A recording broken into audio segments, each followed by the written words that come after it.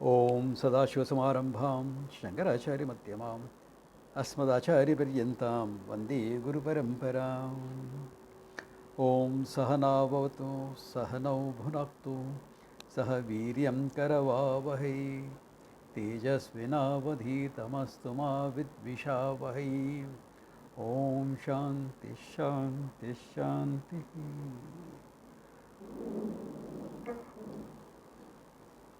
I think last time we saw the 7th verse, right? Second Mundaka, first canto, 7th verse. Pretty simple, but any questions, clarification before I go ahead? Okay. So the same idea that Brahman is immanent in everything is the idea that is being highlighted here. Most people focus on Brahman being transcendent. It is true, Brahman is beyond all this. That's true. But if Brahman is not in and through everything, it will become finite. Understand this? Because beyond, Timbuktu mein kidhar hai, like, that's like saying God is up there, sitting somewhere, fine, acha hai. But idea is finite. Yeah. So that immanent aspect is important to understand, and that is exactly what he is saying all these verses, that Brahman is in and through everything. So he is giving various examples of the devatas, this, that, okay, all things that was held as sacred in those days, how Brahman pervades all of them. And of course, by Prathamalya Nyaya, understood that Brahman pervades everything else as well. Okay, that is what he is saying. Now look at what he is saying in the 8th verse. Aranyor nihita jata vedaha garba iva sambhrata garbhihi divi idyaha jagranvad bihi havish bihi manushu bihi agnihi etad vaitad. Aranyo nihita jata vedaha. Arani. Now what is an arani? The method for generating fire for a yaga. Of course, nowadays what most people will do is, you will put up all the wood and inside keep some camphor and some wood shavings and light that. Okay. Some places I have seen, they will take a coconut shell, put a wick inside that with some oil, put all the, arrange the firewood around that and light that. So the whole thing will catch fire. But traditionally, when the yaga is a bit more serious, okay, yaga is a bit more serious, what they would do is use an arani. Arani is 2 pieces of wood, Uttaram, Dakshinam cha. The one at the bottom half, has a small hole where you will put some wood shavings, some cotton or any other inflammable material. And there is a straight rod. And there is a piece of wood on top with which you press down with some amount of force. And with a rope or with your hands, you will turn the rod. So by the friction created, whatever is there in the lower part, lower arani, catches fire. Then that is transferred to the Yagnashala and the fire is lit that way. Therefore, he says how the fire is potentially there in the arani, meaning in wood. By friction it comes out, but potentially there. Yeah. You don't, there is friction in water also, but you can't generate fire there, can you? A lot of friction. In fact, huge amount of research is done in how to reduce the friction in the swimming suits of the Olympic competitors. How to reduce the effect of friction from your body, including shaving off all body hair, etc. So friction is there, but the fire is not generated there because water element. Wood, etc. has got fire element, therefore, okay. Therefore, how it is there, nihita, potentially it is nihita, jataveda. Jataveda is named for the deity of fire, okay. And how it is protected, how it is, garbha iva sambritaha garbanivihi, how a pregnancy is protected, okay. Like traditionally speaking, even today to a great extent, when a young woman gets pregnant, she is given a lot of nurturance. Of course, she is made to eat much more than necessary,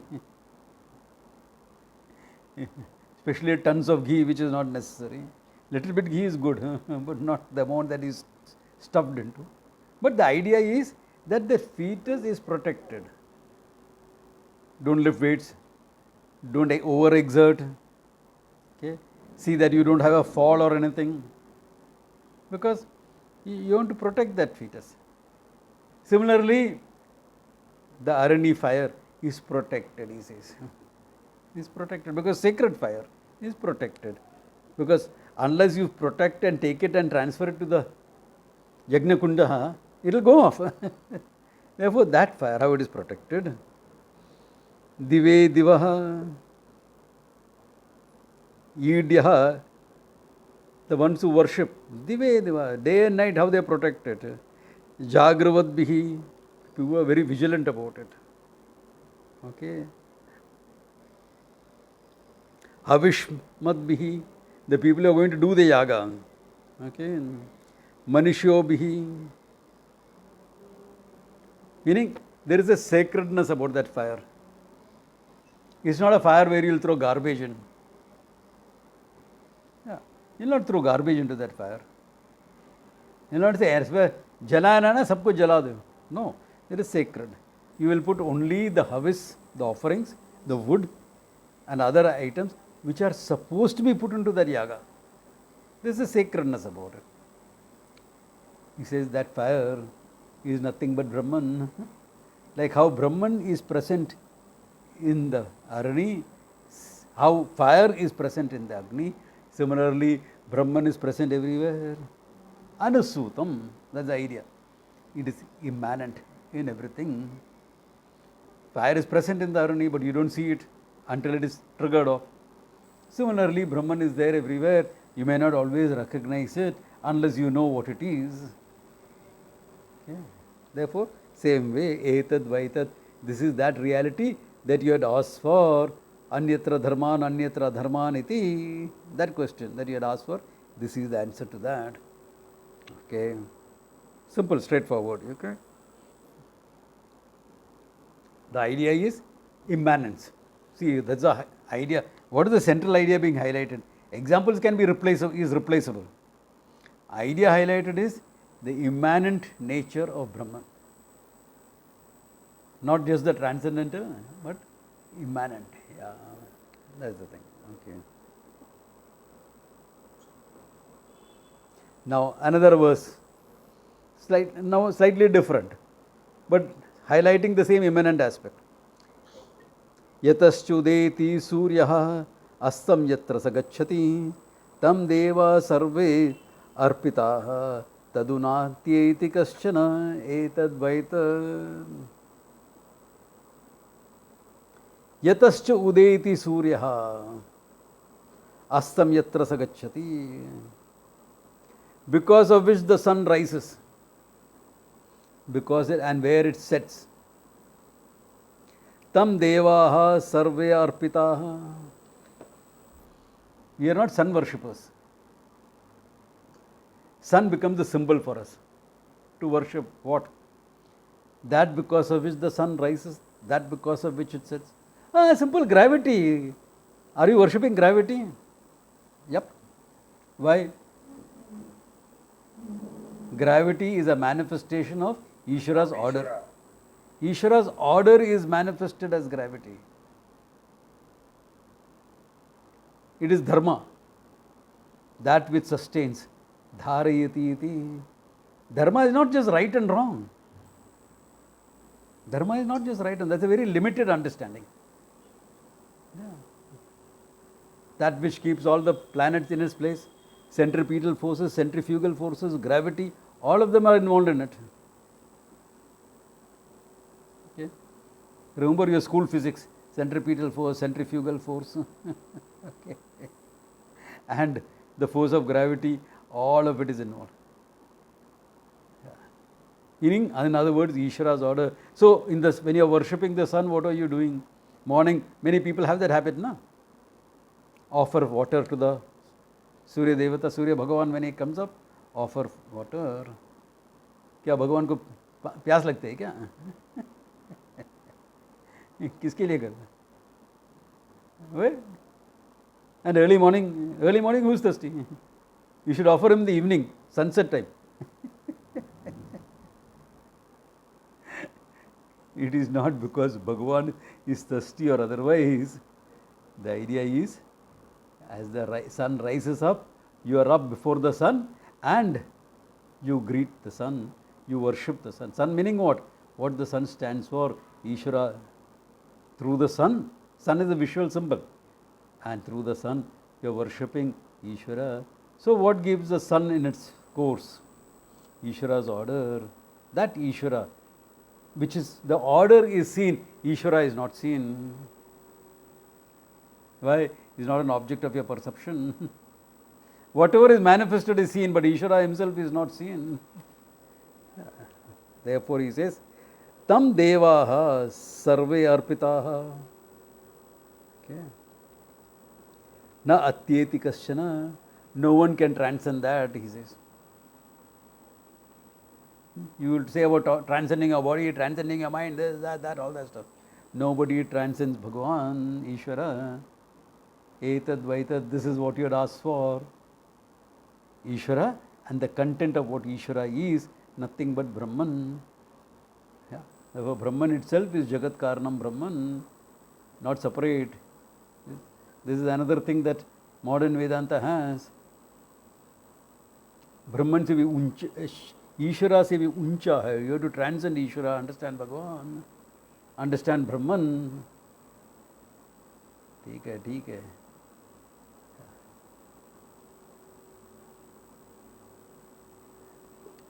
So, etad vaitat, this is the reality we are talking about. Anyatra dharman, anyatra dharma. That which is other than dharma, adharma. But that because of which dharma is sustained. Therefore, it is immanent in dharma, adharma also. Ishvara is immanent, Brahman is immanent in the Ishvara's order of things. That's a big difference between Hinduism and other religions. In all other religions, you are looking for miracles to establish Godhood. Without a miracle, there is no God. Without a miracle, there is no prophet. Without a miracle, there is no saint. Some miracle has to be there. We don't need miracles. The very order, because of which I can talk and you can hear, Ishvara's order. Well, Swamiji, this all net and things like that are all man-made. Yeah, it is man-made, correct. Out of what? What Ishvara has provided, including what is there inside.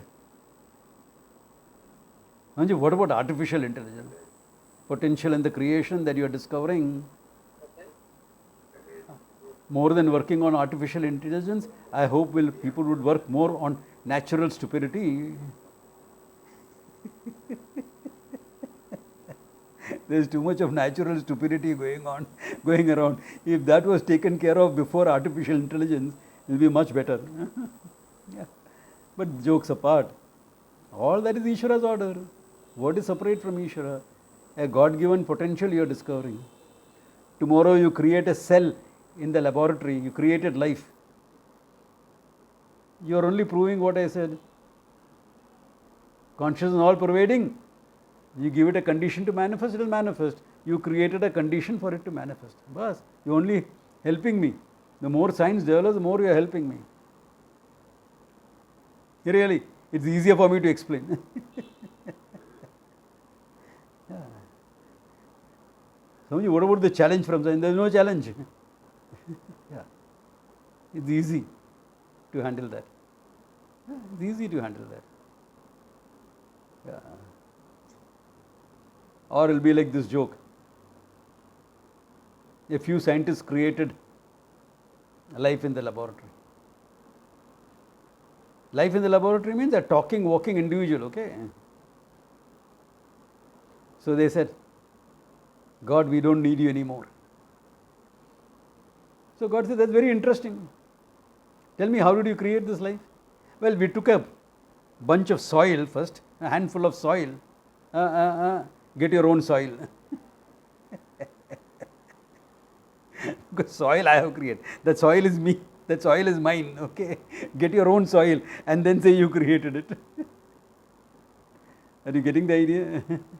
Nothing that you make, nothing that a human being does can be apart from Ishvara's order, because everything is given to you, including the intelligence to find all these things.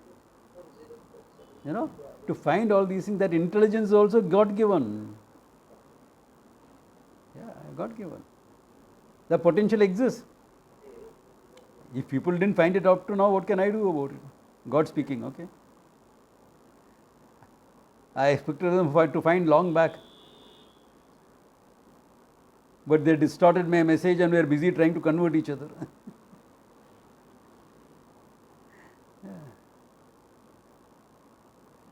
So that is the whole thing.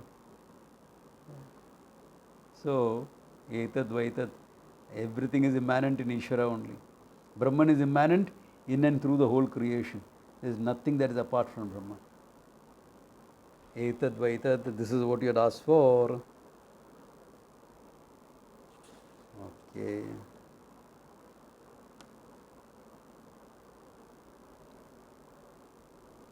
Yadeva iha tadamutra, yadamutra tadinvaha, mrutyosa mrutyam apnoti, ya iha nana iva pashyati.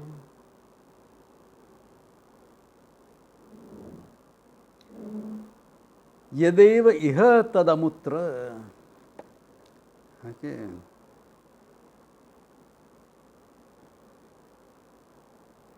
Whatever is here, here meaning what?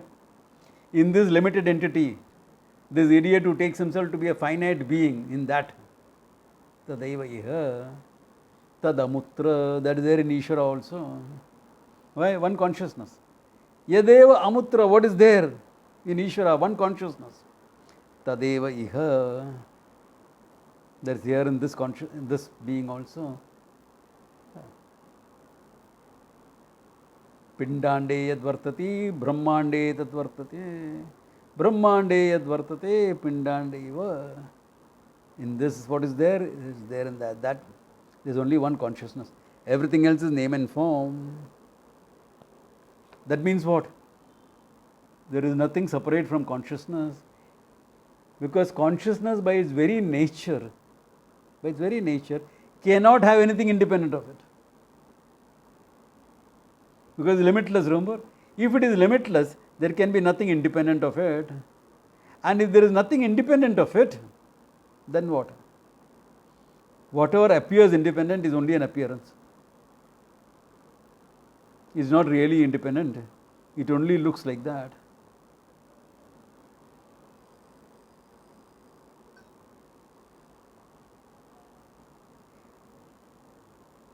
It only looks like that. It looks separate. Therefore he says, mrutyoho mrutyam gacchati, yadiha nana eva pashyati. If you see everything as being different, if you take everything as being different and finite, then mrutyoho mrutyam gacchati. He doesn't say you go from punarapi jananam, punarapi maranam. No, he says from death to death you go. Because you are born only to die, na? Or kya? I mean, death is a constant, isn't it? Before birth, you can die. In the womb itself. Risk exists. How many stillborns are there in the world with all the technology and everything? Then, in the process of being born, you can die. Then, after birth, you can die. Infantile mortality is high again. Crib deaths are known. Then, before you start going to school, you can die. Some COVID infection caught you. Ho gaya kaam. Immunity is very low in children. No? For immunity to be stimulated, the child has to be exposed to different viruses, bacteria, etc. Has to play in the dirt for some time. All that has to be done. But we are overprotective. We don't keep the children, we try to keep the child in aseptic conditions almost. Not healthy. Then, teenagers, etc., with all the stunts that they do. So, at any stage, it is not that if you are born, you are going to live up to 80 years. All those of us who are old here, be thankful. Why? It's not a privilege given to everyone to become old, okay? Yeah, it's not a privilege that everyone gets. Many people die before that. So don't crib too much about your aches and pains, okay? It's all right. Functional hai na, then no good enough. Yeah. True. So, but mrityoho mrityam gacchati. You are going from death to death, he says. Nana eva pashyati. If you are thinking in terms of many, plurality, that means you have taken yourself as a finite being and the world as also finite. And every form is independent. You have missed the reality. Therefore, you are continuing in your ignorance. Therefore, punarapi jananam, punarapi maranam. They will go on. From death to death, they will go on. Yeah. That's it. The only way, immortality has been an eternal search for people. Why? Nobody is ready to die today. Always, my child's marriage, my grandchild I want to see. If her marriage also is there, I'll be very happy. So the person was saying grandchild's marriage. The grandchild got married, next day death comes. Come on, ready to go. I have to see her settle down. Nobody is ready. What about people who commit suicide? They all commit suicide because they are given up the hope of happiness. If that reason for unhappiness can be removed, they'll all want to live. An attempted suicide is a plea for help. It is not really wanting to die. It's actually a plea for help. Therefore, everyone seeks immortality alone. That's why every religion promises it. No religion can promise it here and now, because your body is going to drop. That's clear. Therefore, they'll talk about afterlife, this, that, etc. Eternal life is a gift of the Lord. You will hang around for a long time. Bore nahi ho jayega kya? Really, I mean, honestly. I forget the author, there's a nice book written, It's a fun book, okay? Don't take it too seriously, but take it as fun. Draupadi and the Pandavas went to heaven, after. It's a story, so take it like that. Okay? So, everyone has got a lot of admirers there. Everyone is busy interacting with them. So, Draupadi also is interacting with all the people there. And there were some people who had not even heard about them. People from other cultures who did not know what is happening in Bharata. I'm sure there were some Eskimos around that time who didn't know. Acha, you're Draupadi. You're queen of Hastinapura, Bharatavarsha. What is this Hastinapura, Bharatavarsha? We have never heard about it. Because for them the world was only ice and snow. Or kya? So she was interacting with all of them. So years passed, years passed. After that she starts getting bored. She says only fun is when Krishna comes. Then I get some fun. With all this. I mean, all of 5 husbands are there, but come on. How long? 100 years has passed, okay. So when next time Krishna comes, she tells, Krishna, I am bored. He says, you are bored in heaven? He says, yes, I am bored. What do you want to do? I want to go back to earth and see what all the changes that has happened. I have heard 5,000 years has passed after the war. I want to see what changes happen. There is no eternal life like that, okay? Eternal life like that is boring. Yeah.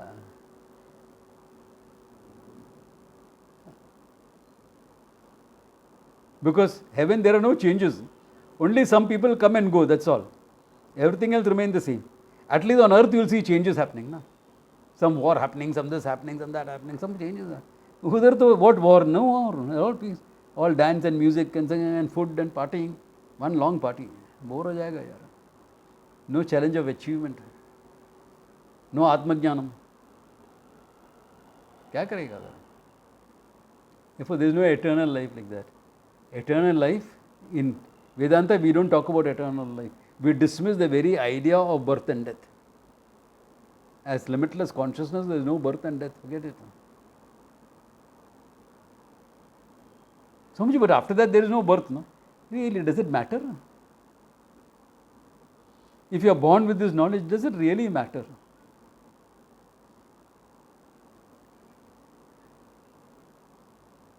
संसार का खेल देखो ना, मजा है.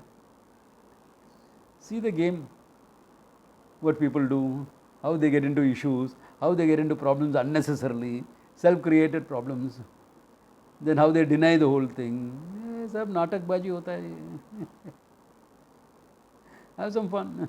Look into all that. Yeah. So the idea is that if short of this knowledge, there is nothing like freedom from time. There is nothing like that. You always get stuck in the whole problem of life. Yeah. See, if you can be happy about it, fine. But you can't be happy about it. With finitude, how can you be happy? You are like a caged lion. You remember somewhere in the dim recesses of your memory, you remember the height of happiness that you are. Somewhere in the corner. Somewhere in the corner, the lion remembers, I used to roam free. I was the lord of the jungle. Now I am caged. I don't like it. I want to break free. Every jiva is like that. I want to break free. He's like a musician. You reached a high note. You know you are capable of reaching that note. Today there is some issue with your throat. So you go. You do all that alapa and this and that, and you build up and you go.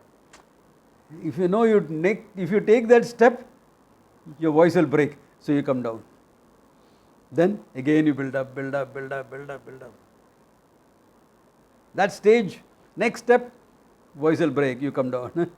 Again you try. After about 4 or 5 attempts, the audience is in rupture. Kya hai ye? You know, beautiful. But he knows today I can't reach that. I have reached that many number of times, but today I can't reach that. So what will he do? He'll press the harmonium and point there. That is the note. See, up to here I come, the next step, on the harmonium.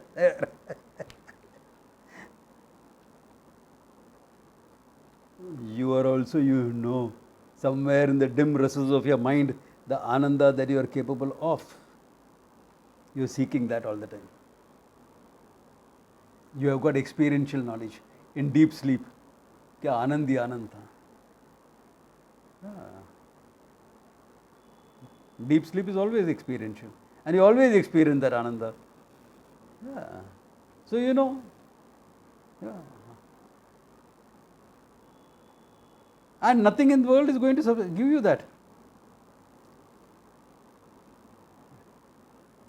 I mean, today's youngsters very often sacrifice sleep for all the enjoyment that they're going to get. How long? How long? A time will come, forget it, I want to crash out. Why? Nothing can match that. Nothing can match that. Yeah. Eventually, you have to crash out. Nothing will match that. Yeah. Therefore, mrutyum gacchati. You better get it directly instead of trying to get it through some finite experiences. Okay. Then the next verse. Okay, let us see that also.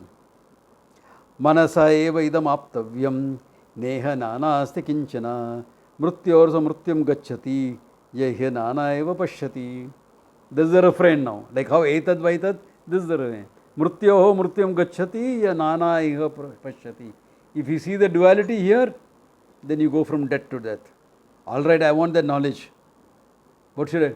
Manasa eva idam aptavyam neha nana asti kinchana. This knowledge of the non-dual reality, neha nana asti kinchana, there is nothing, nana is not there, meaning plurality is not there. Not that your nana is not there, that's a different thing. Plurality is not there. Okay. Manasa eva idam aptavyam. By the mind alone it has to be known. It's a big statement here, a very important statement. Because modern Vedanta talks about transcending the mind. By the mind alone it has to be seen. What is beyond the mind has to be known by the mind alone. Where the problem is, there the solution has to be. Problem is in your mind, not in Brahman. Brahman doesn't have a problem. The problem is with your mind. Therefore the solution has to be in the mind. Ignorance is there in the mind. Knowledge has to be there in the mind. Brahman is pure consciousness, jnana swarupam. What problem does Brahman have? Who has a problem? I. Which I? I, Sachidananda Atma? No. Then which I? This Ahankara has a problem. You have to leave the Ahankara behind. If the Ahankara is left behind, who is gaining moksha? Atma doesn't need moksha, it's nitya muktaha, it's always free. Never bound.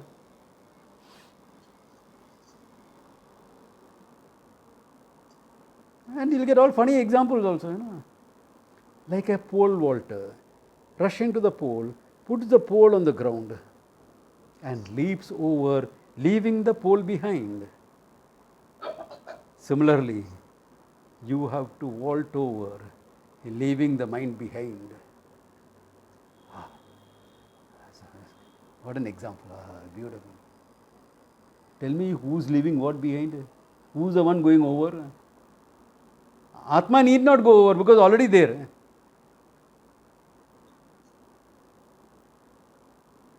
Mind cannot transcend itself. If the mind transcends itself, no more mind. Then who's the pole vaulter, tell me?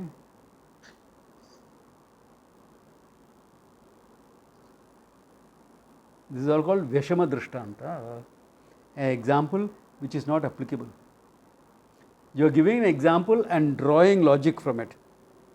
Whereas you are supposed to give the logic and give an example to illustrate that logic. Ulta or either. You are giving the example and drawing logic out of it. Like that you can give 100 examples. Vedanta is like a very, very dangerous. You should not give it to anyone. It is like a knife. It can cut everything. Yeah.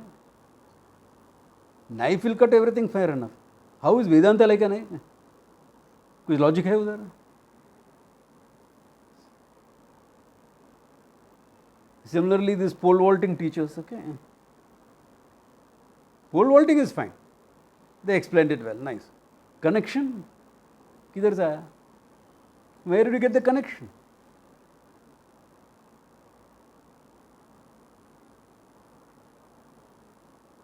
If the mind is left behind, who is getting the knowledge? Who is getting the knowledge? And who is going, okay, forget it, pole vault. Who is going over? Is Ahankara going over? Is that what you are saying? Ahankara is vaulting over to become Brahman.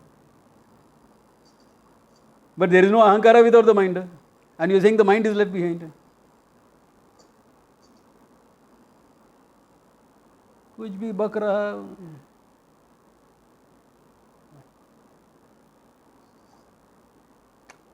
It's all right, fine to say this in public to inspire the public, okay? But don't get stuck on that. I mean, I will never do it.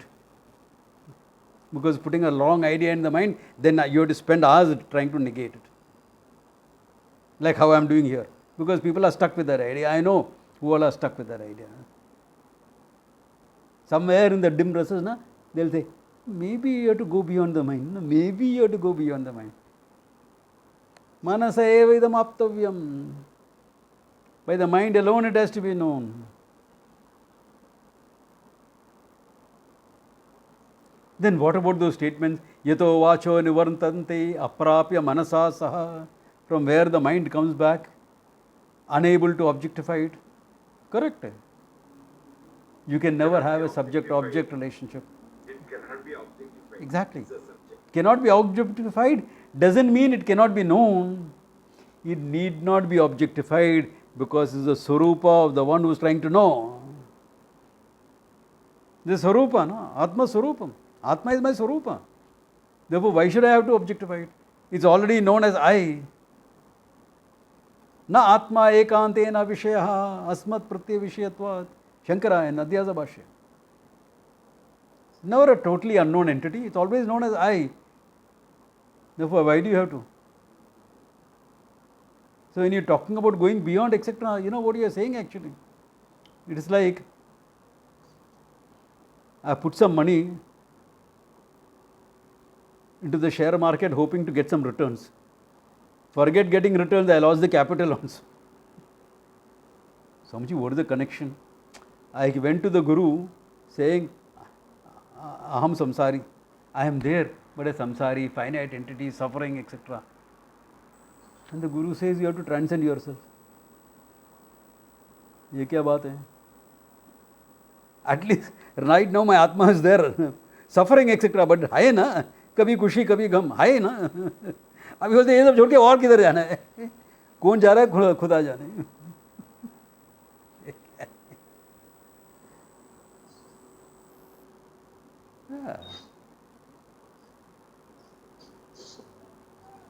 Kathopanishad, especially people talk like that. You have to suffer the mystic death of the ego. Narayana.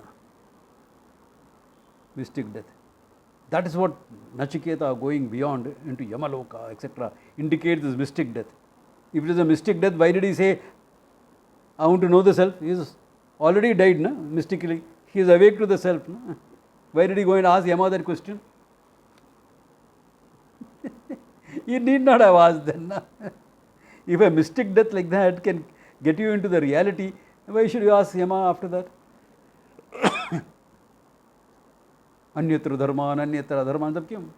Why? In fact, why did he have to be taught first to refine the question? He had asked a simple question, asti te kya, nasti te kya? Does this Atma survive death? That's what the question was, answer. Is there life after death? Hey champion, तू किधर बैठा है? यमलोक में ना? हाँ है, चलो वापस जाओ अभी. Otherwise, Yama will have no job. Huh? Otherwise, Yama will have no job at all. Yeah, why should Yama have to teach? No. But Yama understood the spirit of the question. What the boy wants to know. Okay, let me see whether that is really what he is asking or something else.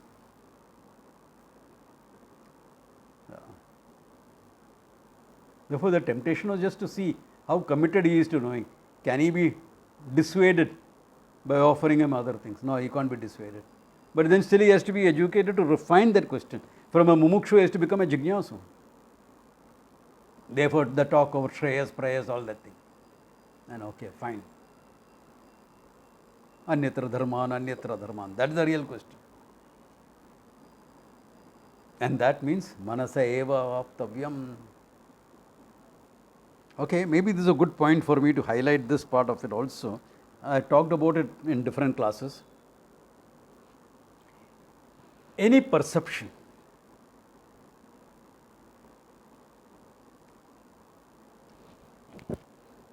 this pen, it's a unit perception, isn't it? Pen. But for this unit perception, one unit perception, it requires two operations in your mind. One is the mind taking the form of the object. This is very important. Mind taking the form of the object. It is this is called vritti vyapti in Sanskrit. The mind taking the form, pervading the object, vritti vyapti. Why is this important? Because this is the one that negates the ignorance of the object, the remoteness of the object from me in terms of time, space or ignorance. That remoteness that exists between me and the object in terms of time, space, ignorance or all three. It's called vritti vyapti, mind taking the form of the object. Then there is a second operation necessary in the mind, saying this is a pen. That statement is called phala vyapti because it gives you the result of knowledge. And phala vyapti is important because it establishes the connection between the pen and me, subject-object relationship. Because of the subject-object relationship, we know the world. So, vritti vyapti, mind taking the form of the object, phala vyapti, I objectifying it. Now, is the Atma an object? No. It's the subject. But is Atma away from you in terms of ignorance? Is not away from you in terms of time and space. It's I. I know that I am, but I don't know what I am. Therefore, ignorance is there. Because the ignorance is there, vritti vyapti has to take place. That takes place in the teaching. The Atma is this, that. That is true, that is correct. Atma is like that. So, when the vritti vyapti happens,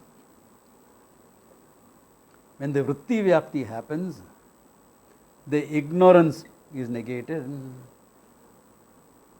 The ignorance of the Atma is negated.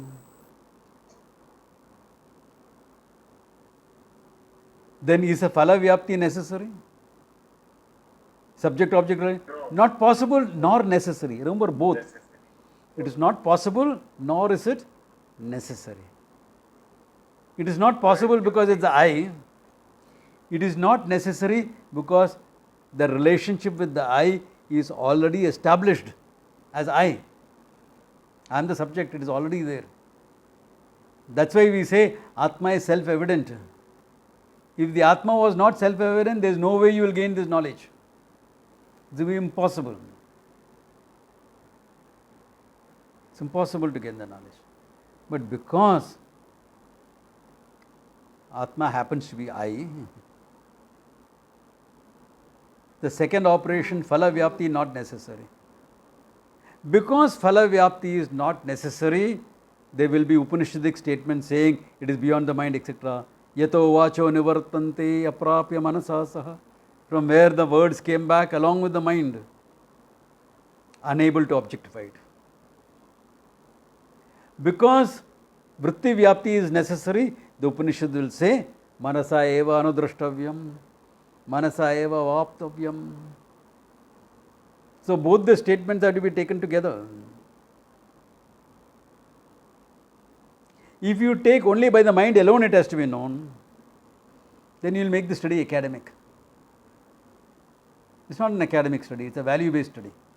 Vedanta study is not academic, it's a value-based study. Because the value is your moksha.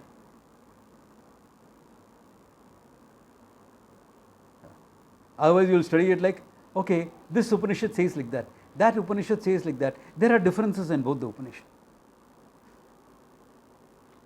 This darshana, Vedanta darshana says like that. Nyaya darshana talks about it differently. Sankhya will talk about it. Therefore, there are various concepts of mokshas.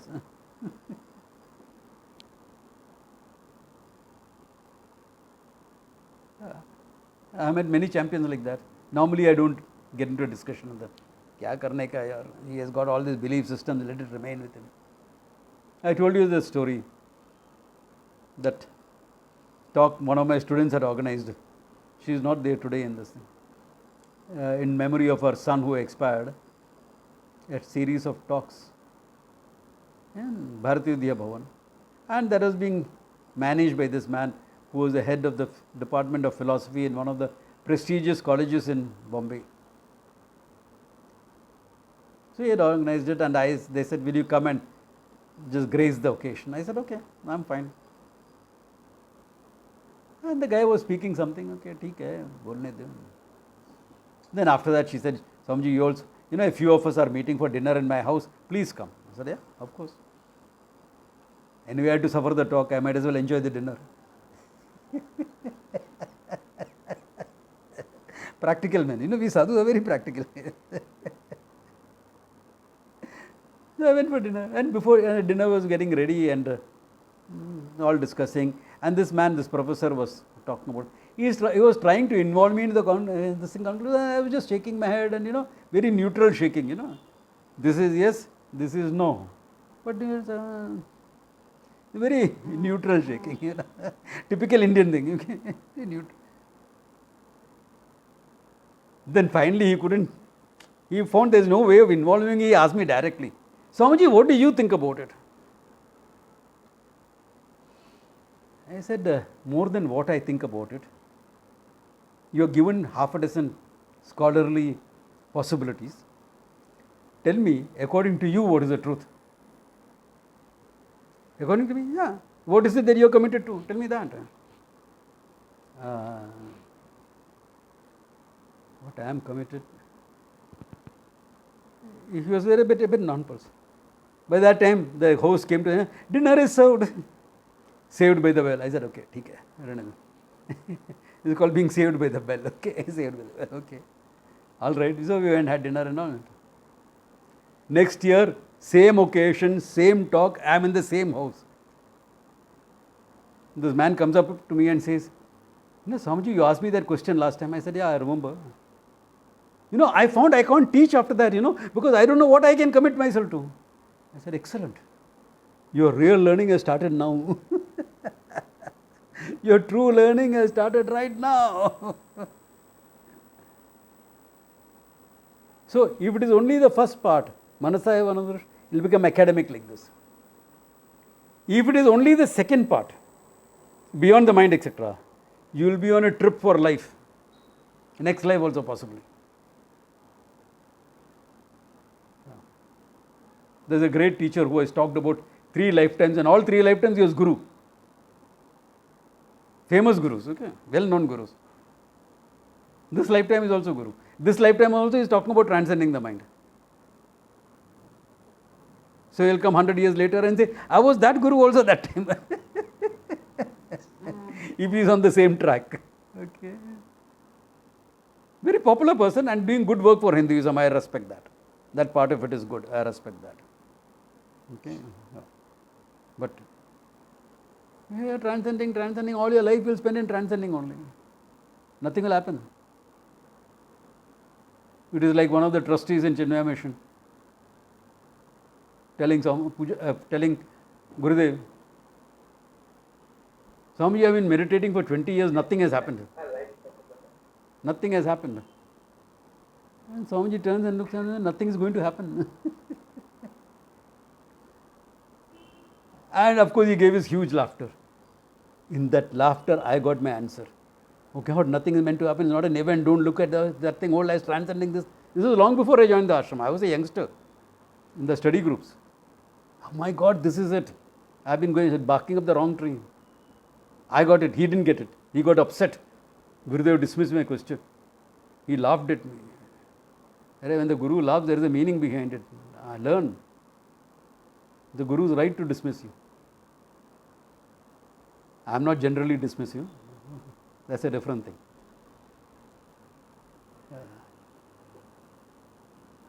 So, if it is transcending, you are on a trip for lifetimes.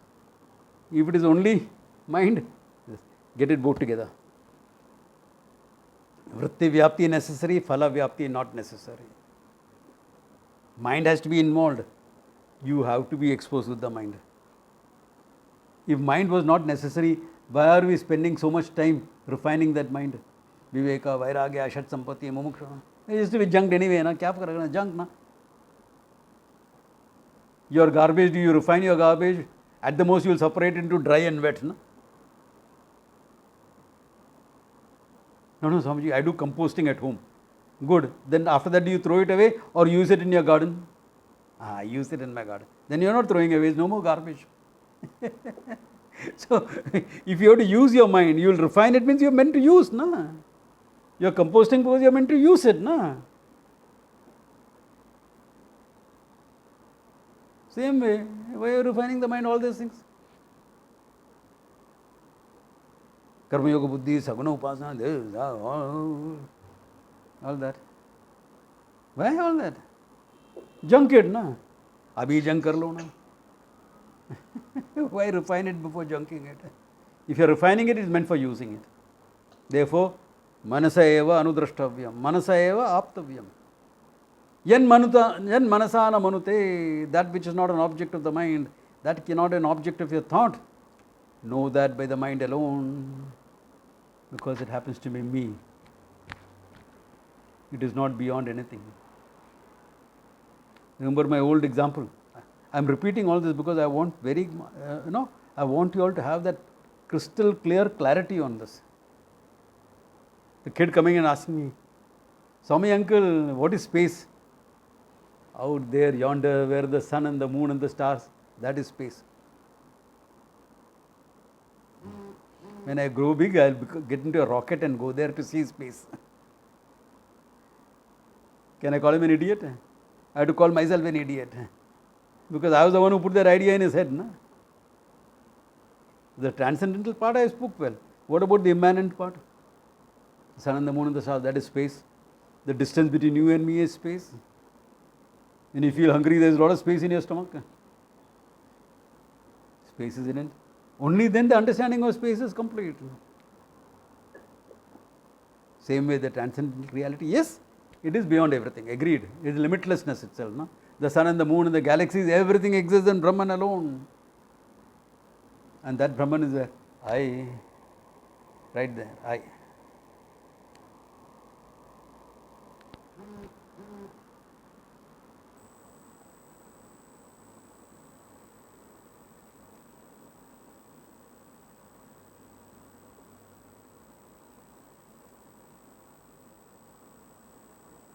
Can you all see me?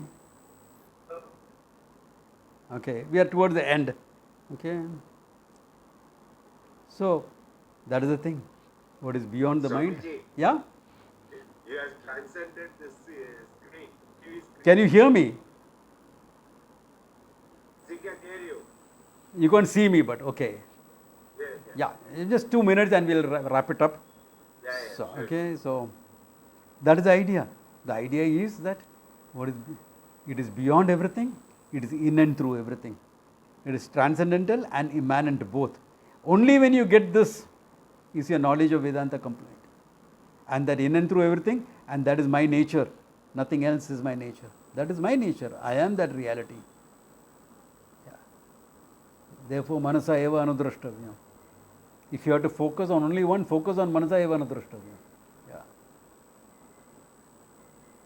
Then recognize that it is the basis for everything. Once you recognize the basis for everything, the transcendental nature will automatically come in. Okay. So, good place to stop. Couple of you joined in late, so you can catch up with the recording, those who came in late. Okay. And good place to stop. So, next weekend, of course, is a festival, Vedic Wisdom Festival. I hope all of you are registering for it and joining up.